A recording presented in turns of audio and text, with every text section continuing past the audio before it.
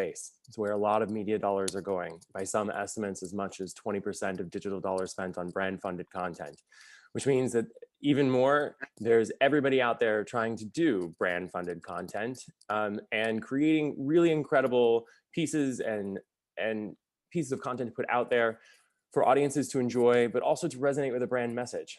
But today's topic is a little bit different. It's not about what branded content you create, but about why you create it and what you do with it. Because if you create something and you don't have an audience for it, if you create something and you don't have a plan for it, and a plan that isn't entirely just paid media reliant, then you're limiting how you play in brand funded content. So joining us today, we have 4 incredible women who have been in the brand funded content and branded and content spaces for a long time. So I will go around and ask you each to introduce yourself and talk a little bit about your philosophy when it comes to brand funded content for 60 seconds before we dive into the regular portion of our Q&A. We'll start with Alex Wallace.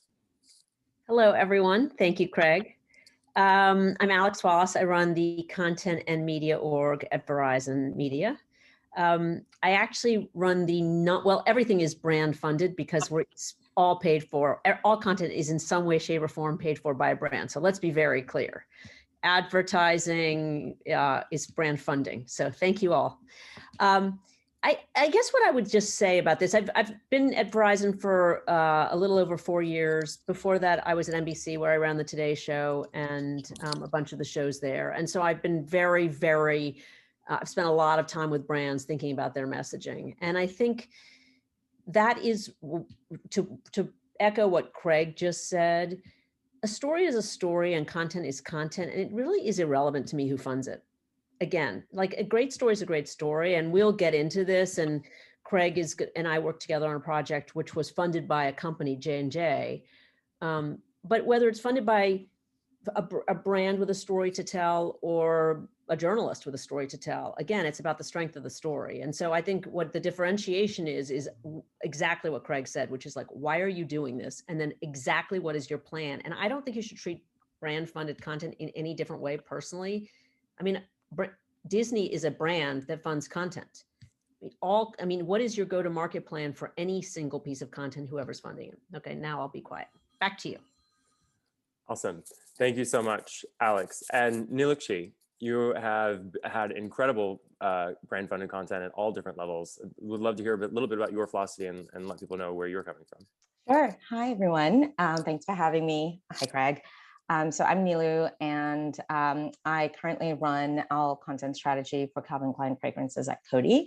But prior to this, I spent many years working in the beauty world at Urban Decay, Bare Minerals, and really trying to perfect the tutorial of a makeup application and skincare routine. So I think in terms of looking at how stories come to life, as Alex said, that really is the fundamental difference. Like, the story is what's going to make or break and how you communicate that to your audience. But I think also looking at what's currently relevant to your audience and creating those nuances through the stories and making sure the stories are personalized, I think is something that we just continuously need to evolve and fine tune as a brand. So yeah, can't wait to get more into this. Awesome. And Ivana, you come from a different perspective, a little bit from being in the content world, but also being at a distribution platform now with Facebook.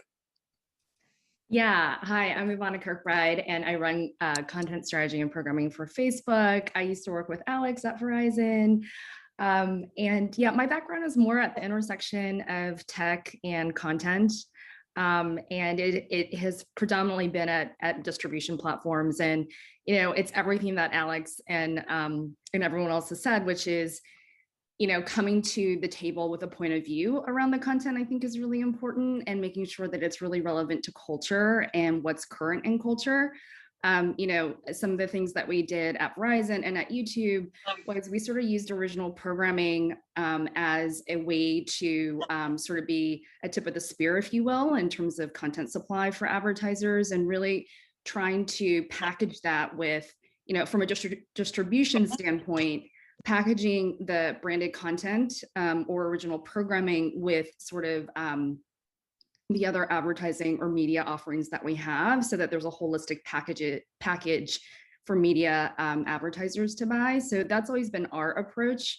But I think one last thing on like sort of the perspective on branded content, I think also keeping in mind who your audience is, and it can't be too broad, because when you try to sell for everything for everyone, you end up solving nothing for no one.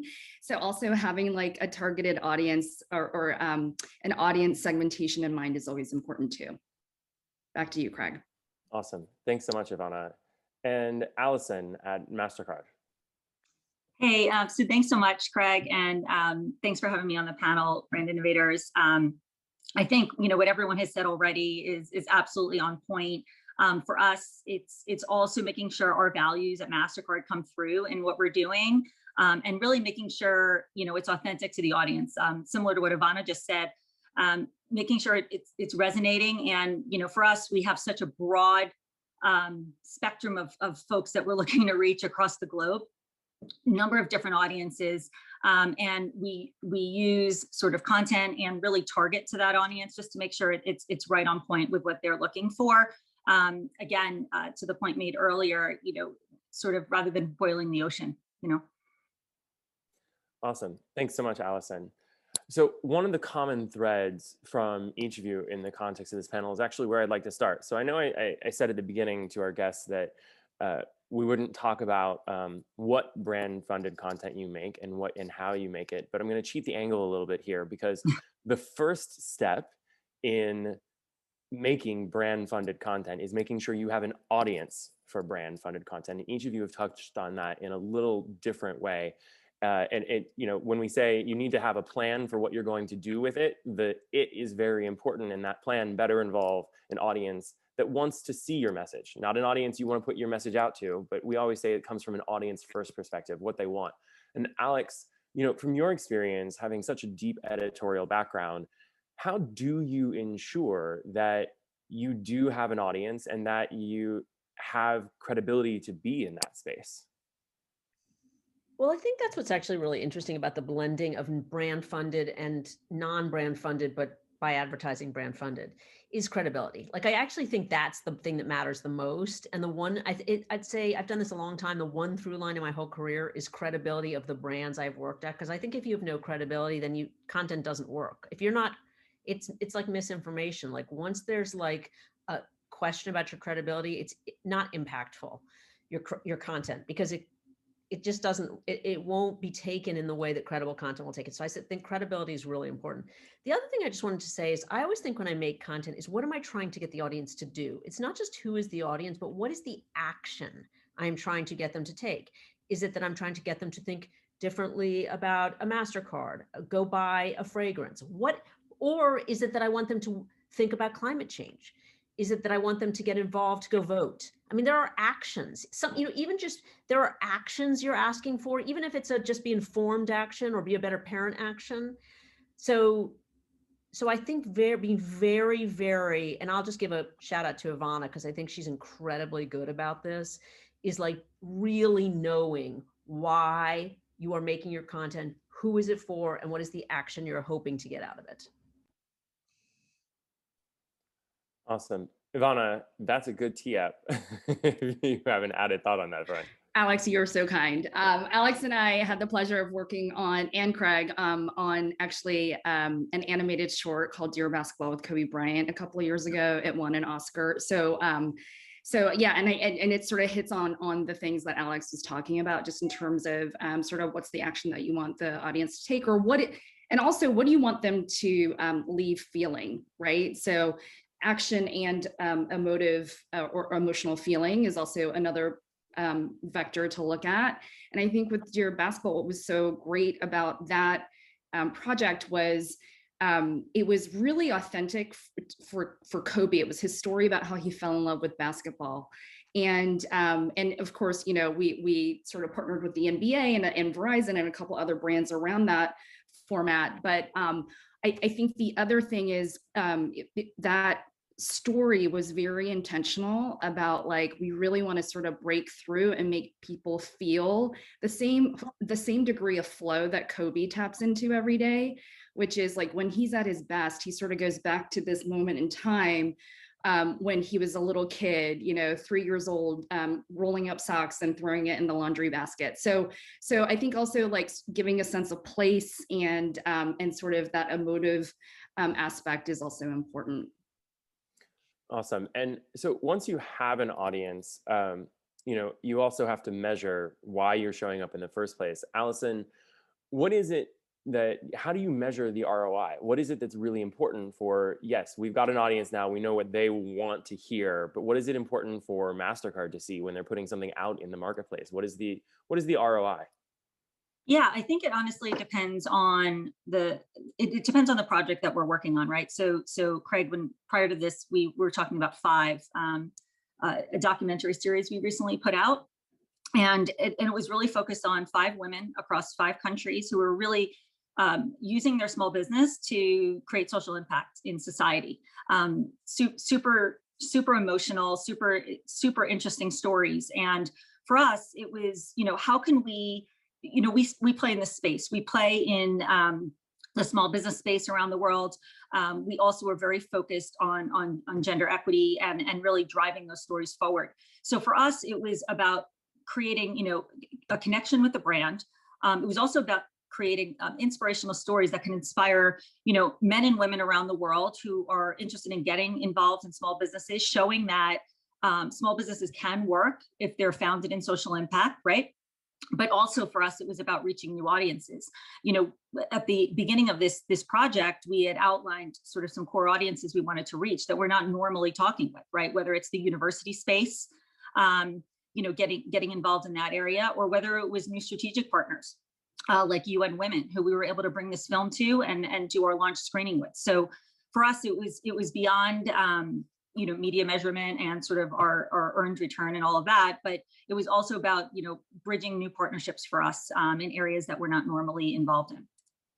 Awesome. Thanks so much. And I think that's one of the key components, right? New partnerships, new audiences, areas you're not normally involved in, audience reach, which is often, if we've got an audience and we've determined how our ROI is, one of the key important things that we've seen play out in brand funded content is cultural relevance and being a part of the conversation, driving the conversation so that it's not just, please buy my fragrance bottle, it's where are you showing up and why? And so, Nilukshi, you had an incredible campaign that was very cultural relevant around voting. What made you decide to get into that, and how did you see the ROI come out of that? I think it goes back to what I think all of us have been saying is about brand values and making sure a lot of the content and the stories that we produce and tell align with that. Calvin does this so well.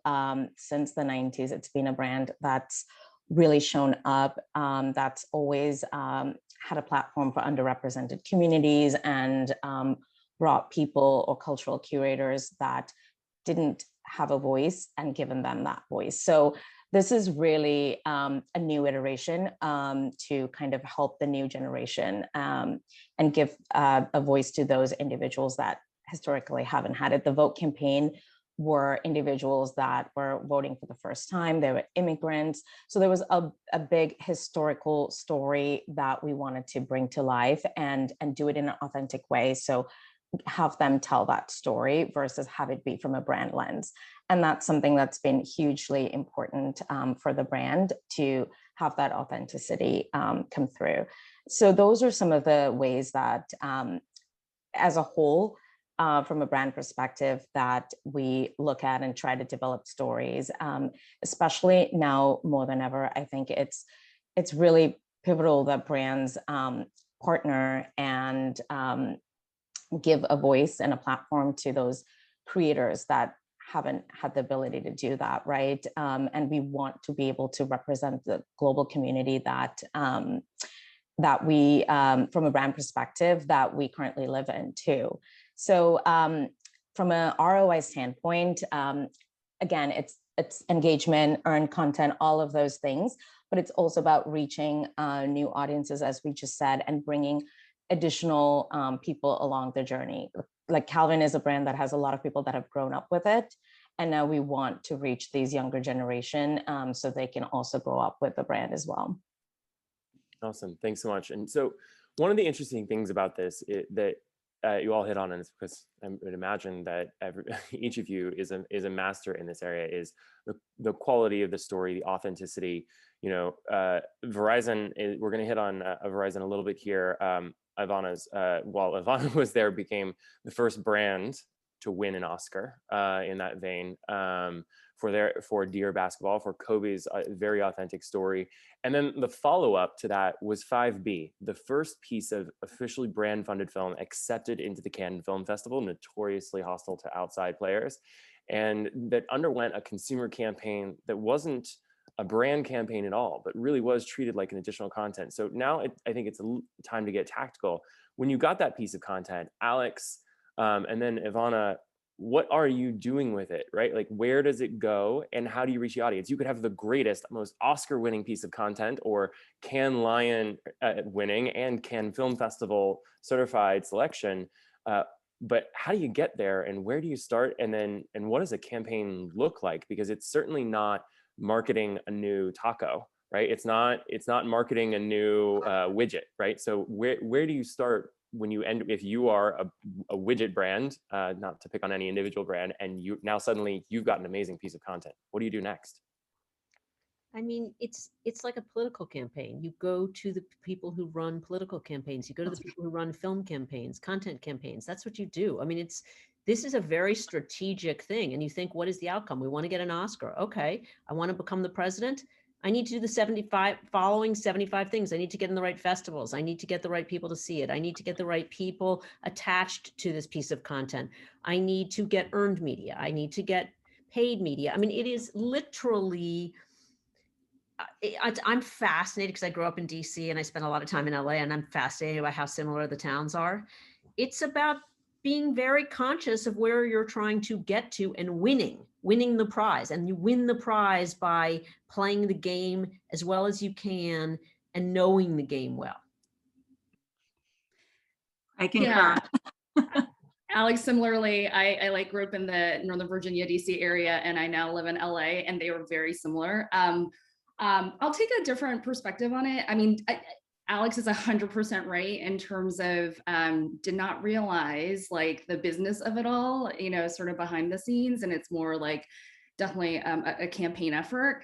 I think what's been interesting in the past couple of years, though, is to sort of see where the audiences are, because I think in terms of like audience development strategies and sort of distribution strategies, what's been interesting to see is, you know, because of the pandemic, there were a lot of things, right, that changed. But I think as it pertains to media, you know, you sort of saw a void in traditional like TV and film supply sort of get cut short.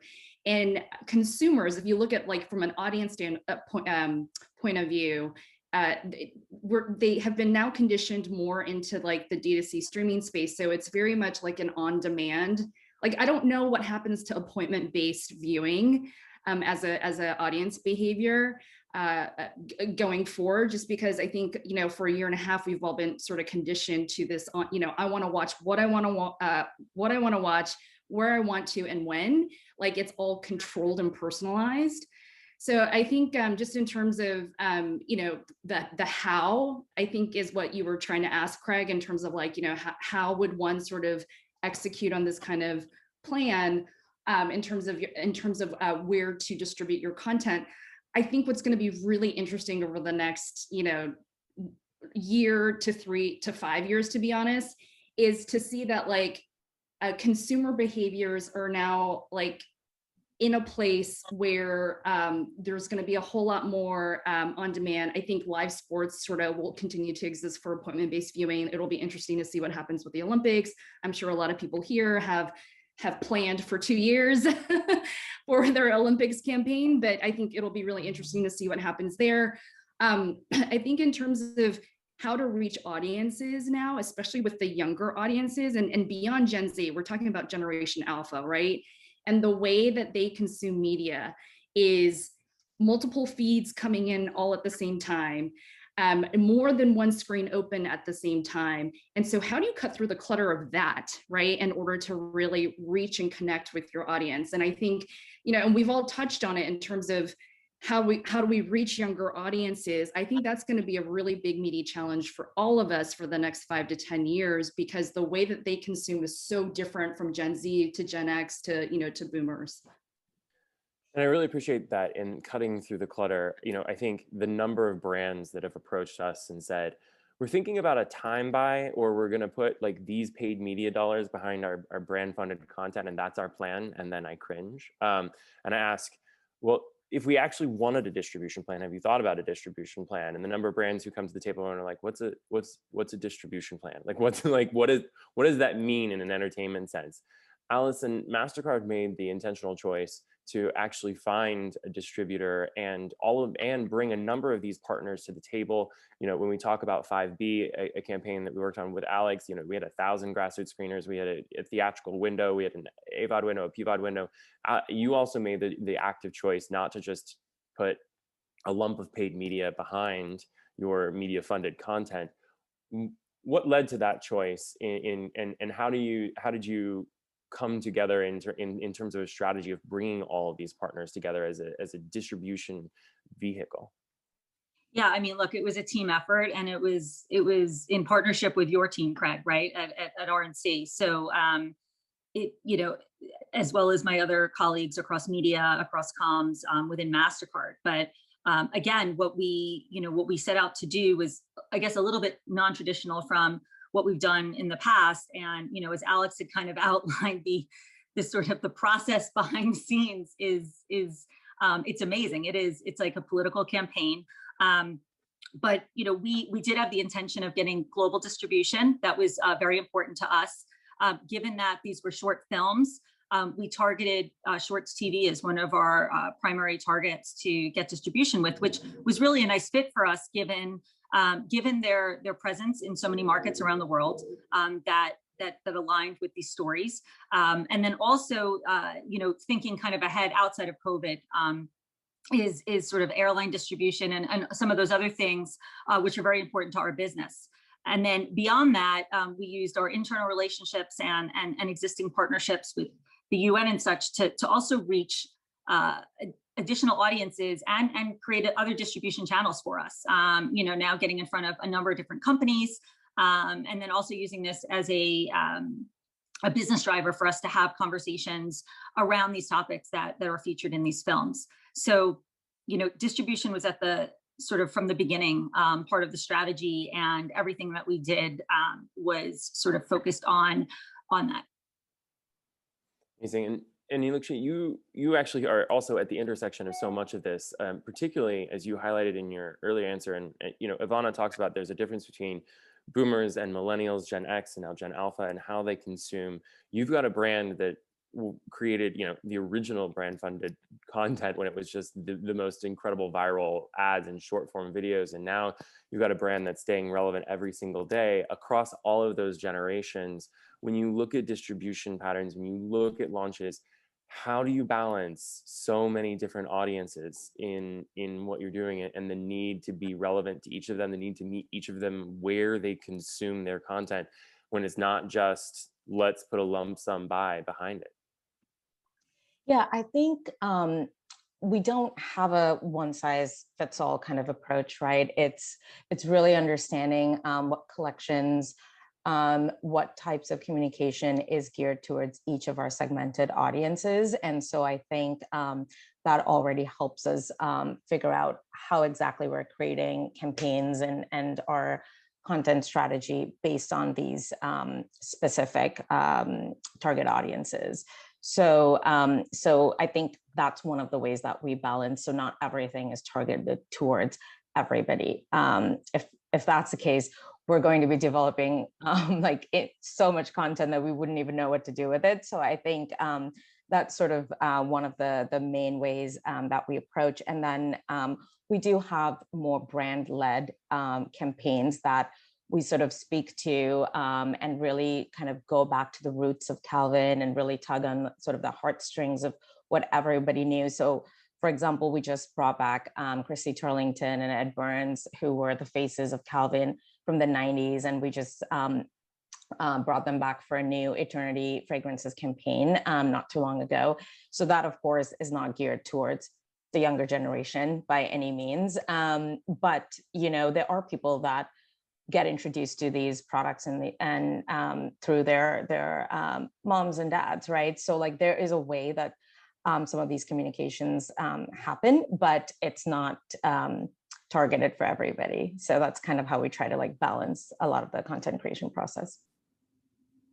Awesome. And so, and this is really a question I think that applies to each of you.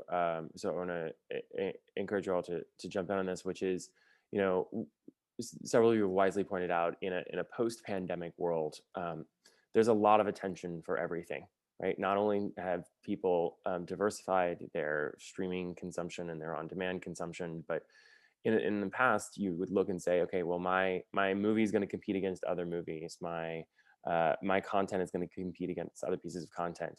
And our advice to everyone now is, okay, you are competing against everything. Like you are all in the middle of the Coliseum floor, and this is a death match, right? Like your piece of content is competing against a live experience at a basketball game, which is competing against an experiential component, which is all of these things which often come out of media budgets. And then we've got to figure out how to amplify all of them. And so let's say you've made the choice to create brand funded content. You've created perhaps a Cannes Lion or Cannes Film Festival or Oscar winning, you think, piece of content. You have a distribution platform, you have a target audience. How do you stand out in such a crowded marketplace with different consumption patterns? And even if you have an audience that has a particular consumption pattern and you know how to show up, you're still one of 100 people at the party. How do you make sure that you are the life of the party? You know what I would just say that I think is something that we underlook a lot is humor. I mean, if you look at TikTok, and I sadly watch a lot of TikTok these days, most of it's really funny. And I just think we've overlooked humor. And I think particularly with Gen Alpha and Gen Z, humor is really important. And even if you're doing a serious subject, I mean, I got stuck on watching, you know, I'm like binge watching some new show on Hulu, and somehow I got the low cost, like I get ads. I don't know how this happened, because I'm like, but I don't have the time to call them and upgrade. Sorry, I've got a COVID rescue dog. Okay, okay, stop and bark. No, he's not.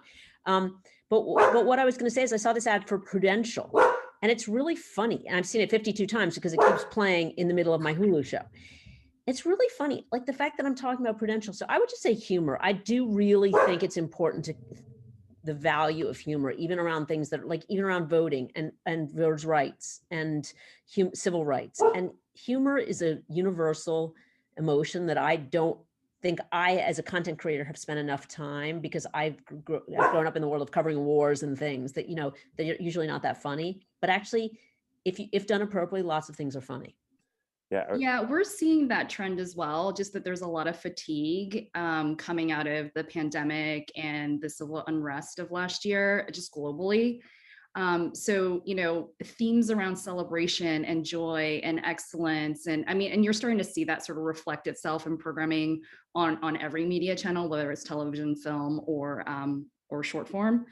But yeah, and then short, funny videos, comedy. So I do think that from an audience perspective, you'll sort of see a shift in terms of interest preferences. And so like at Facebook, what's interesting is we're sort of we definitely saw a surge in terms of buys last year. And I think that was honestly a result of like a lot of film and TV budgets were sort of on pause because there was nothing to advertise against. And so, you know, and would love to hear from this audience, but just sort of how did you, and I think it's a question in our poll, like how did you shift, you know, your buys to adjust to what was happening in the world? And just speaking from a distribution standpoint, like we saw that shift come to Facebook in a really interesting way against like in-stream ads and in-stream reserve. And what that led to was sort of innovation around, like this year, we'll be rolling out a product that will allow you to target topics or interest areas. So like dogs, right? So like what we were finding is something that cuts through the intergenerational content for Facebook is often found in our groups product. So people of all ages will sort of connect around their love of Cavapoos or their love of Pomeranians. You know, it gets really niche, but like around broad categories of animals, but also of entertainment, gaming, et cetera. You know, so it's all of those sort of pop culture categories, but a lot of social impact communities as well. And so I think looking at number one, going back to your original question, Craig, the mind shift of the consumer right now is you're not just competing against all of your competition on one screen. You're actually, you know, if you're buying against theatrical, you got to think about the audience who's going to be watching TikTok at the same time as they're watching, you know, your film. And then they may also have the Olympics casting in the background. So I think also putting yourself in that mindset of there's going to be a multiple screen sort of universe per consumer, and how do you cut through the clutter? And then number two, just sort of like, are there going to be themes or programming themes or community themes going forward in 2021 and 2022 that will be counter to sort of like, that'll be sort of an outcome from the fatigue of the past year? So in that same vein, you know, we see a lot of that, right? Which is a lot of people are worried about, even in this environment, about being funny, although we advise the same thing, right? Like find the humor, find the joy, because people are exhausted, even as they've been through, you know, millions of deaths globally. They want an outlet.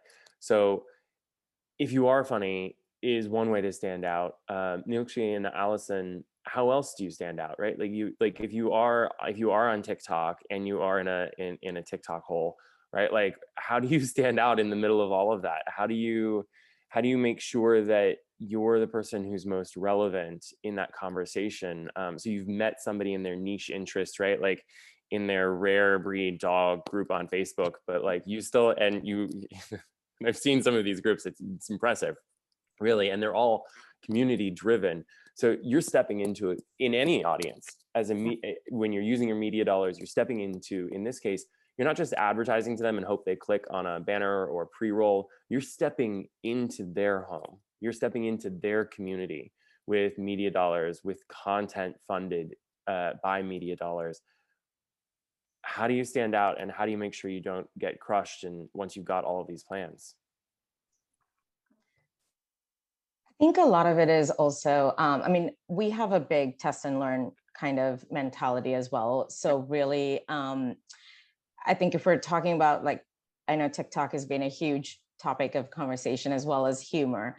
So we already know those are like short form content with these awesome TikTokers, and then humor, right, that we already know resonates really well on the platform. So I think being able to align yourself with content creators that embody your brand, that embody the values and culture of your brand, I think, and then creating that type of content that's authentic to your brand, the creator themselves, and the platform itself. Like that's one way to do it really well. We test and learn so much in terms of audience insights and like what works and what doesn't. And that's really how we develop so much of the content that we put out there. So it's really about looking at those individuals and aligning yourselves with what makes sense for your brand as well. And then I think it also goes back to a lot of what we discussed, right? Like, what do you want people to take away from this piece of content? How do you want them to feel?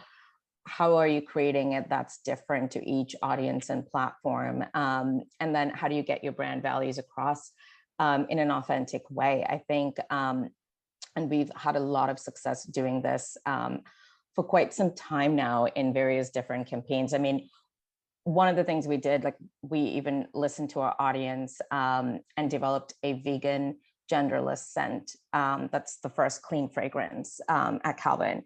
And that was such an important thing for the younger consumer, right? And the whole campaign was about loving yourself and the multiplicity of yourself and being able to express yourself. And these are like all values that the younger consumer really embodies and cares about, and we're a brand that listens, and so that those are kind of ways that we also look at standing out from a product innovation standpoint too. Yeah, and just to build on that, we're also at MasterCard, we do a lot of ongoing proprietary just research on experiences. Experiences really are at the center of our marketing strategy, and really at sort of the heart of Priceless, which previously was just a campaign, but really is our whole ecosystem in how we deliver content to our cardholders around the world. And we really cut across all passions, including those dog lovers as well. And it's that ongoing research, it's that ongoing conversation with customers to really understand what it is they're looking for. For us, it's really about creating shared connections and experiential marketing, whether it be in the digital space and now what we're calling hybrid, because we're starting to do things live. And so how we're going to bridge that is, I think, actually going to stay, the digital and then live experience piece. But I'd say it's really looking at the insights, understanding from the consumers, but we also work, at least on the sponsorship side, we'll work with our partners, right? And, they have supporter groups and, their own fan bases, and we'll often go out to them or their development teams and just understand what it is that audience is looking for in terms of content. They often just want to get really close to the player, or really, just inside knowledge as to, what's going on in their life, or hearing their perspective. So that also helps us guide, what kind of content and experiences that folks are looking for. We should have had Tariq Hassan join us for this panel, given all the from Petco, given all the discussion on dogs and pets. One other thing, and this is more, sorry, Craig, taking over your job, don't mean to, but I would love to hear everyone's perspective on audio, because again, I think coming out of last year, there's been sort of fatigue with screens, as like everyone had to work from home and it's like back-to-back Zooms. And something we're seeing just on the consumer behavior front is, sort of orienting to things like Clubhouse or Spotify, Calm, Headspace. So I would love to hear like everyone's perspective on audio and sort of how to reach them with branded content there. I mean, I know our communications team, we have a digital communications team who's at least from a MasterCard perspective, has been playing the space for, I guess, 2 years now. We have a podcast that we bring speakers in, just different sort of walks of life to talk about different ideas. It's definitely a focus area for us, and teams working on just different models and opportunities right now. Yeah, it's the same for us. It's a big focus area. We also test a lot with audio sampling as well. So that's something that we're trying to accelerate, and especially in this digital world that we will soon be in, or we're already in, making sure that online to offline connection is very much present. So I think that's something that we're really trying to accelerate even more. I think what's hard as content creators, I love audio. I think it's like the most interesting space right now. But as you guys will know, the dollars haven't followed the audience. And so like when broadcast moved to cable, the dollars stay really much longer in where they should be. The eyeballs move and the earbuds move much faster than the dollars. And so what I would just say is I think it's really important, if we want to continue to have great audio content, and there is great audio content, the money needs to get there much more quickly. Because right now there's just no money in audio. I make a 100%. Lot of audio. I love audio, but like my teams are like, we've got 50 more podcasts we want to do. And I'm like, we're making very little on the 10 we're already doing. We were doing 50. I knocked it down to 10. I'm happy to go back to 50, but like got to make a little money there. Well, and we're trying, and it's interesting because like I think people are trying to retrofit, sort of traditional media and video models onto audio, which might not apply. So it's like, so that's why, from a MasterCard and from a Calvin Klein perspective, it's interesting. It would be, or maybe from the audience too, it'd be interesting to hear how they're thinking about it. Like, is it buying media? Is it buying ads? Is it sponsoring podcasts? Is it, and I know some of those models exist on Spotify, but I think there's a lot of innovation there too. Yeah, for brands.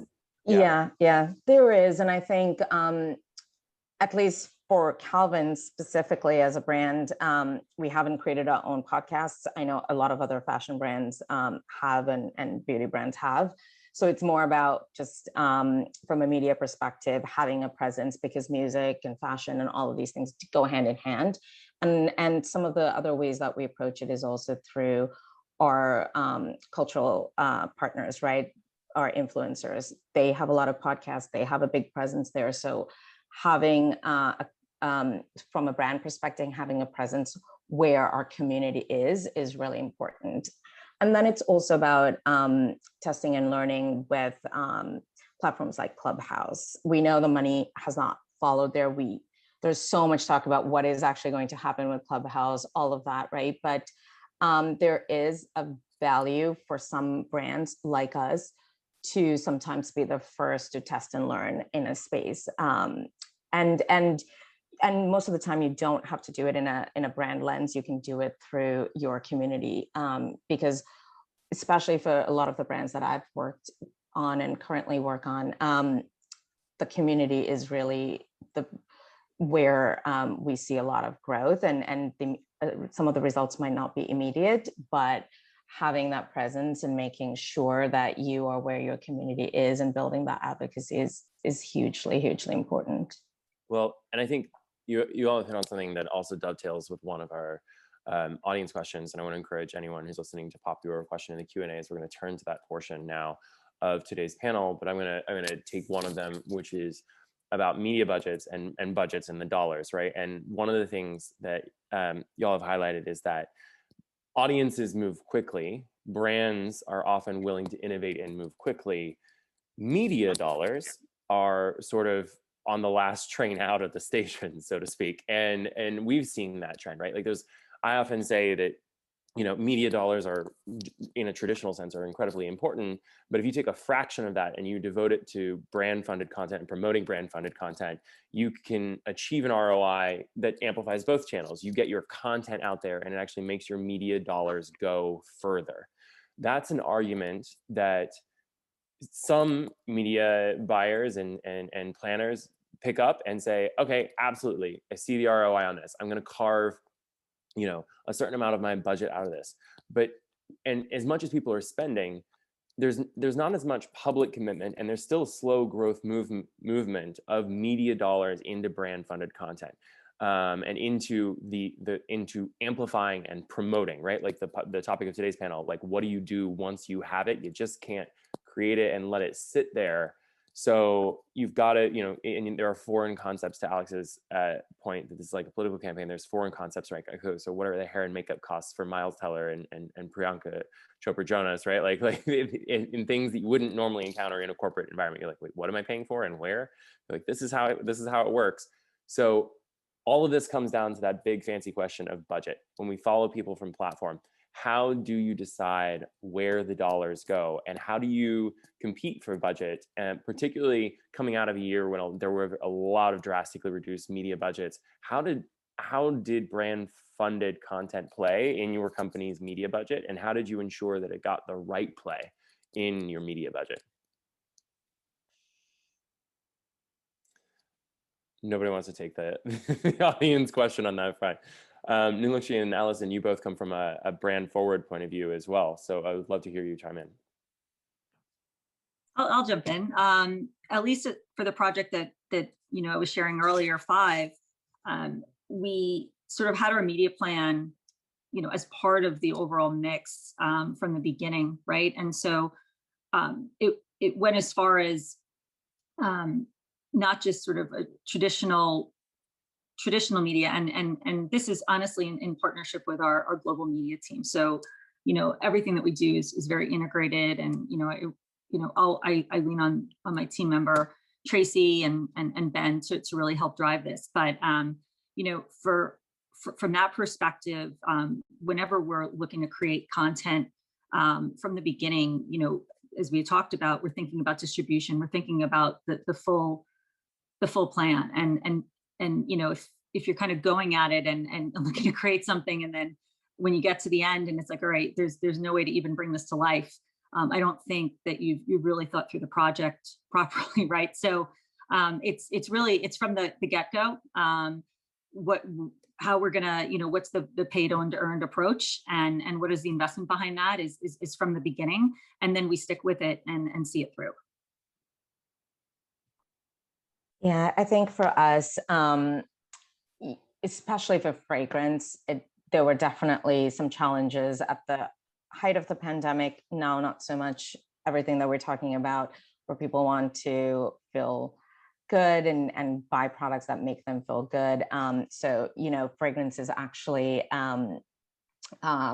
there's a lot of momentum for us right now. So from a media standpoint, we've also looked at diversifying to different verticals that we previously haven't. And we've also dedicated a ton of budget towards experiential experiences as well, which is something we hadn't typically considered.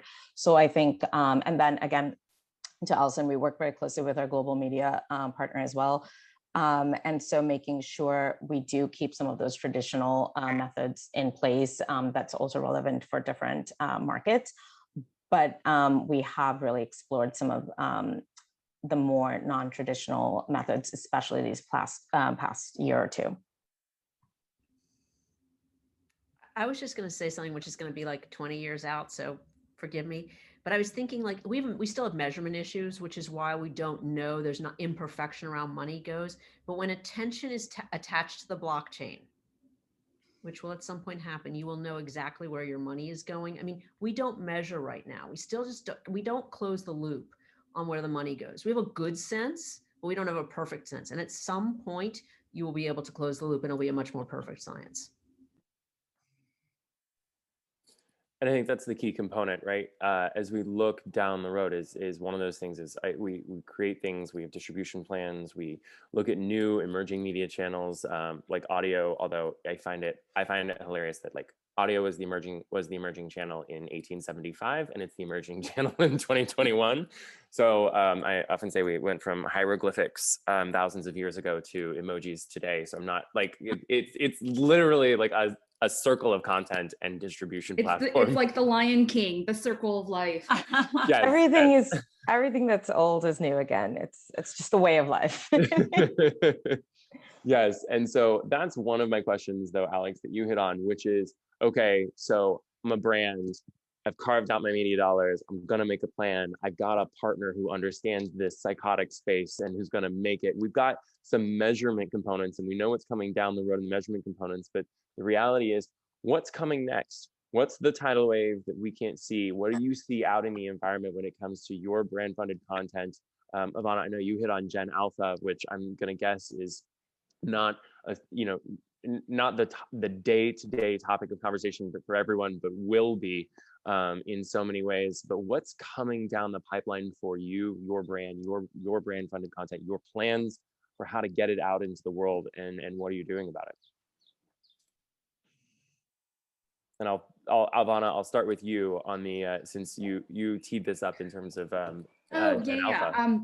Well, I also just wanted to address the last question too. I think what was interesting about last year is just, again, using the mental model of paid, owned, and earned. And, my fellow panelists can validate this, that from a Facebook standpoint or a distribution platform standpoint, what was interesting, it seemed like, sitting on the sidelines of this, it seemed like there was a lot of paid that didn't get spent last year in terms of media buying. And so, I think advertisers were trying to spend across channels where they saw audiences. And maybe it was like diverting from experiential, right? Because every live event got canceled, and diverting from film and TV because there was nothing to advertise against. But I think something that we also saw was, more investment into owned channels, right? And I think that's what like what we were speaking about in terms of like being where the community is, like Calvin Klein, sort of creating those community channels and being with where the community is. I think from an earned standpoint, what was interesting to see is like, or between owned and earned, a lot of folks were also, it seemed like, redirecting to D&I spend or D&I causes, or investing in D&I. And I don't know if that's true, but it seemed like the paid budgets or the paid media buying budgets were diverted into other things. And so as we kick back up into, the new norm, I think what will be interesting to see is sort of like, is there going to be an overcorrection, you know, in terms of like when everything sort of comes back up? Are we going to see like a whole lot of paid media spend happening is sort of like in a tidal wave, and we'll sort of see less owned and earned? That was just my comment on the last question. In terms of like what's coming down the pike, you know, sort of 5 to 10 years from now, I think with these younger audiences that are, again, like, you know, under 18 now, but they're going to be 18 to 34 soon. And I think what will be interesting is, and not to get too apocalyptic about this, but, you know, it will be like Minority Report. I don't know if you remember that scene where, like, you know, Tom Cruise is going through, I think, an airport, and it's like he's being, it's almost like the AR, VR, the XR world of tomorrow, but it's like personalized ads in your Oculus 2, or, you know, personal ads targeted to you. And then on your phone, if you're in Tokyo, like, it'll know that you're there. So I don't know, because again, the younger audiences, it's so hard to compete for their mind share, because it's split against so many things. And I also think like this notion of appointment-based viewing, or like almost like advertising on out of home, or like billboard or TV, anything where it warrants or demands the audience to come to you, I think that's going to change pretty quickly. Awesome. So I would love to hear what others think. Yeah, Nilukshi and Allison, what's coming down the road for you when you look at this landscape? I think it's a lot of what Ivana touched on. I do think that, I mean, billboards, things like that, again, that was things we did like so long ago that became retro and cool. And so brands started, you know, tapping into those. I do think those will move away, and the personalization, probably all of those personalized massive AR things that are coming, you know, directly to you. I think those things have already started, especially in the APAC world. So I think it's only a matter of time where we are going to see that transition happen here. So absolutely, I think that the personalization is going to be even more defined and nuanced, if, you know, if anything. So yeah. Yeah, I would agree with both comments. And then also something that, you know, we're always thinking about is sort of the bringing our brand to life through multisensory, right? So, you know, in instances where, you know, the brand can't be seen, you know, how do we reach consumers? So, you know, we have our Sonic brand, you know, at points of sale, or, you know, that we've integrated into, you know, an e-commerce experience, just to kind of create those reminder moments. You know, pretty much your phone for the future is pretty much all people need, right? To be able to do everything. I think it's an appendage at this point. It is. But you can buy everything with this thing. You can just, you know, everything in life can be done with this thing, right? So, you know, if you think about that, you know, less and less real estate for brands to show up. You know, they're constantly bombarded with both life outside and within their phone. So how we as a brand, all of us as brands, can continue to be present at relevant touch points. And so for us, multisensory is a key way of doing that. That's actually something beauty does so well. And now I think, even to go back to the conversation of music, we're even trying to create like music samples that really invoke the ingredient story, like our olfactive story, to life. So all of those things we had to, of course, change very drastically, like very quickly in the last year. All of our live events are now virtual, and now they'll be digital moving forward. So there will always be that virtual component. So those kinds of experience are things that we had to adapt to create very, very quickly, and ensure that there is that D2C point of sale component that we, especially in the fragrance world, not so much in color and skincare, but especially in the fragrance world, that we relied so heavily on, is that shopping in-person experience, right? Mm-hmm. Where you can touch the bottle, feel the fragrance, how it feels on your skin, all of those things naturally went away. So being able to create that bridge and that connection is something we had to do so quickly this past year. So I wanted to just add two things. Anyone who knows me has known I've been talking about glasses for the last 3 years, because I mean, glasses are going to be mainstream where content is in your glasses. The phone, and I'm not saying this just because I work at Verizon, the compute that needs to happen in this phone in 5G is going to be in the cloud. This phone is not actually a great use case because it sits in your pocket and you get a backache, or you can't find it in the bottom of your bag, which is my issue all the time. Content's going to be in your glasses, and Apple's about to come out with their glasses, and Google's working on their glasses, and Snap's got glasses. So content in your glasses is kind of all I think about. Everyone's always like, Alex, it's not coming. It's, in a year or 2 years, it will be here. Okay. Or I'm wrong, and you guys can call me. The other thing is not to be totally apocalyptic, but it is a Friday, and Ivana already was apocalyptic. I do think we can't underestimate climate change. Our world is in a massive, and I'm a journalist, so I go to where the heat is going to be. We have a climate crisis. And so if in the same way that we were all and then COVID came and we were like, oh my, what? Like, that is the climate crisis situation. And I would just say, for people to ignore that in any brand, that doesn't mean we all have to I can't even figure out how to recycle in my own apartment. So I'm just saying, I think it's incredibly important to understand how massive the crisis of climate is going to be in the next 20 years. I mean, that is all Gen Alpha is going to be talking about, is the climate. Thanks, and thank you for that. And on that same vein, Alex, I'll take the opposite. That I think glasses are further out, but you and I have talked about that before.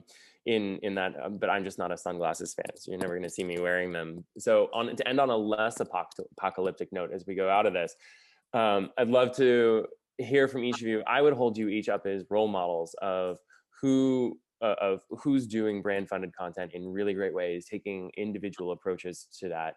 And my question to each of you is, aside from the prudential ads that you're seeing in your Hulu feed, Alex, is there a brand out there that each of you would look out that's doing this well, that's playing in this space, doing something interesting, doing something new, or breaking the mold? Although each of you have broken the mold in some really unique ways, with a brand, in Calvin Klein, that has managed to stay culturally relevant at a time for decades when people can't stay culturally relevant for a week. MasterCard being a global relevant brand to every single person across the globe in innovative ways, down to the brand funded content of an Oscar and the Cannes Film Festival, and the relevance that each of you have, Ivana and Alex, have brought to the table.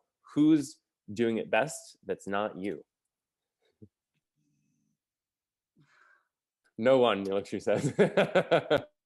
I mean, there's a whole host of, advertisers on Instagram who I think are great. But yeah, I mean, and this is dated, right? But it would have been Glossier and Away from a couple of years ago. And just in terms of what's been interesting, but this is more of an ask.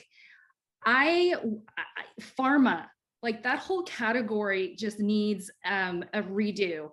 And I mean, say it every day. I'm anyone in pharma listening, we're happy to help. It's yeah, I mean, even if you take the Geico approach, please, someone in pharma figure that out. I do think the healthcare shift and all the healthcare brands are really interesting to watch, Okta and all of those brands that are coming to the forefront now. They've been doing a really tremendous job reaching the consumer in new ways. Okay, so I'm the music to let you know you've all been going on too long. Thank you guys so much for that. That was a great conversation. Pro tip: anytime anybody asks you for a brand that's doing it well, just say Nike. You can't go wrong. I will guarantee you, if you look at conferences, 75% of the people answer Nike to that question. I live with a Nike and a former Nike exec, so yeah,